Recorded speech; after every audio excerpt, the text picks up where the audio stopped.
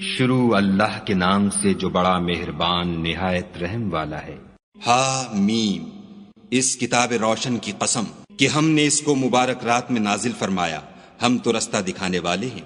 اسی رات میں تمام حکمت کے کام فیصل کیے جاتے ہیں، یعنی ہمارے ہاں سے حکم ہو کر بے شک ہم ہی پیغمبر کو بھیجتے ہیں۔ یہ تمہارے پروردگار کی رحمت ہے، وہ تو سننے والا جاننے والا ہے۔ آسمانوں اور زمین اور جو کچھ ان دونوں میں ہے سب کا مالک، بشرطے کہ تم لوگ یقین کرنے والے ہو۔ اس کے سوا کوئی معبود نہیں، وہی جلاتا ہے اور وہی مارتا ہے، وہی تمہارا اور تمہارے پہلے باپ دادا کا پروردگار ہے، لیکن یہ لوگ شک میں کھیل رہے ہیں۔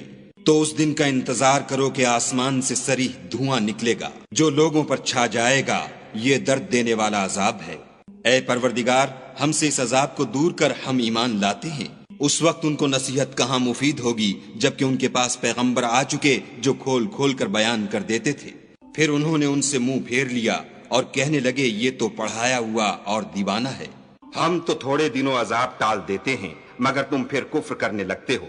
جس دن ہم بڑی سخت پکڑیں گے تو بے شک انتقام لے کر چھوڑیں گے۔ اور ان سے پہلے ہم نے قوم فرعون کی آزمائش کی اور ان کے پاس ایک عالی قدر پیغمبر آئے جنہوں نے یہ کہا کہ خدا کے بندوں یعنی بنی اسرائیل کو میرے حوالے کر دو، میں تمہارا امانت دار پیغمبر ہوں، اور خدا کے سامنے سرکشی نہ کرو، میں تمہارے پاس کھلی دلیل لے کر آیا ہوں، اور اس بات سے کہ تم مجھے سنگسار کرو اپنے اور تمہارے پروردگار کی پناہ مانگتا ہوں، اور اگر مجھ پر ایمان نہیں لاتے تو مجھ سے الگ ہو جاؤ۔ تب موسیٰ نے اپنے پروردگار سے دعا کی کہ یہ نافرمان لوگ ہیں۔ خدا نے فرمایا کہ میرے بندوں کو راتوں رات لے کر چلے جاؤ، اور فرعونی ضرور تمہارا تعاقب کریں گے، اور دریا سے کہ خشک ہو رہا ہوگا پار ہو جاؤ، تمہارے بعد ان کا تمام لشکر ڈبو دیا جائے گا۔ وہ لوگ بہت سے باغ اور چشمے چھوڑ گئے، اور کھیتیاں اور نفیس مکان اور آرام کی چیزیں جن میں عیش کیا کرتے تھے۔ اسی طرح ہوا اور ہم نے دوسرے لوگوں کو ان کا مالک بنا دیا۔ پھر ان پر نہ تو آسمان اور زمین کو رونا آیا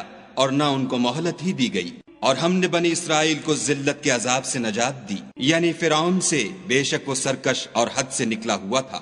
اور ہم نے بنی اسرائیل کو اہل عالم سے دانستہ منتخب کیا تھا، اور ان کو ایسی نشانیاں دی تھیں جن میں صریح آزمائش تھی۔ یہ لوگ یہ کہتے ہیں کہ ہمیں صرف پہلی دفعہ یعنی ایک بار مرنا ہے اور پھر اٹھنا نہیں۔ بس اگر تم سچے ہو تو ہمارے باپ دادا کو زندہ کر لاؤ، بھلا یہ اچھے ہیں یا تبا کی قوم؟ اور وہ لوگ جو تم سے پہلے ہو چکے ہیں ہم نے ان سب کو ہلاک کر دیا، بے شک وہ گناہ گار تھے۔ اور ہم نے آسمانوں اور زمین کو اور جو کچھ ان میں ہے ان کو کھیلتے ہوئے نہیں بنایا، ان کو ہم نے تدبیر سے پیدا کیا ہے، لیکن اکثر لوگ نہیں جانتے۔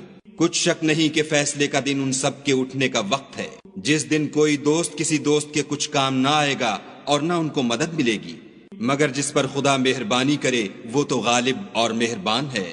بلا شبہ تھوہر کا درخت گناہ گار کا کھانا ہے، جیسے پگھلا ہوا تانبا پیٹوں میں اس طرح کھولے گا جس طرح گرم پانی کھولتا ہے۔